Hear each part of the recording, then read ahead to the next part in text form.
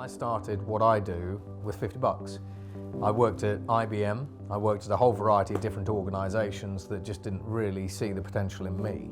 And so I came out of the system, took the leap from full-time employment into this sort of world of entrepreneurship. On the one hand, I was CEO of a company, but on the other hand, I was also the janitor and the bellboy and everything else.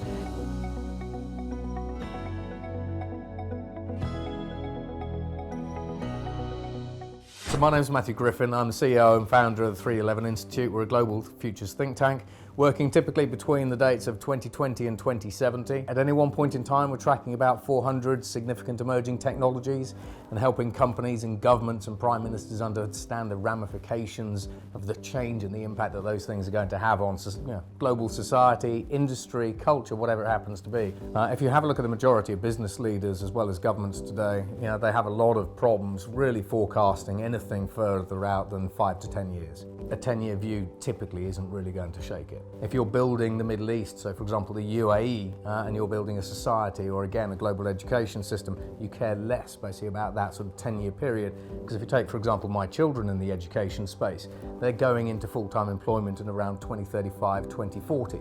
So if we're building an education system where we can only see 10 years out, that's useless to them pretty much. Education lasts across the generations. If you provide one person with a great education and it allows them to live their lives differently, then that has ripple effects for every single generation that comes after them. Crystal House for me really does demonstrate that you can take people who have absolutely nothing, who have no future, who have no resources, put them into the right environment and they can literally change the world. What excites me about trying to plan between 2020 and 2070 is just the amount of potential that we have to unlock, both as humans but also from a technology perspective. If I said that today we already had the power to turn your smartphone into a tricorder, just a bog standard $50 smartphone into a tricorder that can detect pancreatic cancer, you'd probably think I was crazy. But if you take a standard smartphone, you embed it with artificial intelligence, you use the cameras in the smartphone and shine it at your face, it's good enough to be able to take the yellows in your eyes to tell whether or not you have pancreatic cancer. You now start scaling that technology up, you can take it to 2 billion people that don't have primary access to healthcare. And that's just the tip of the iceberg with some of this stuff. Business as usual is very, very detrimental basically to helping us improve and solve some of the challenges that the world faces. So one of my favourite quotes is Steve Jobs' quote, where he says, here's to the rebels, the misfits of the world, they are the ones who will change the world.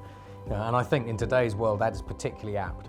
It is easier and easier to create a vision, find your purpose in life, and then try to propel that onto the global stage and then do something. It's increasingly easy to change the world, but you don't change the world by sitting at your desk doing nothing.